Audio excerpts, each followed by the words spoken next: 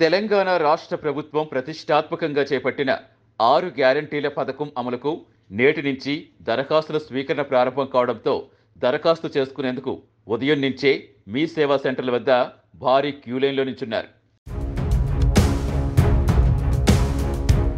28వ తారీఖు నుంచి అన్ని పథకాలకు దరఖాస్తులు స్వీకరిస్తామని కాంగ్రెస్ పార్టీ పిలుపివ్వడంతో తెల్లవారుజాము నుంచే మీ సేవా సెంటర్స్ వద్ద భారీగా ప్రజలు దరఖాస్తు చేసుకునేందుకు భారీ క్యూలైన్లో నించున్నారు.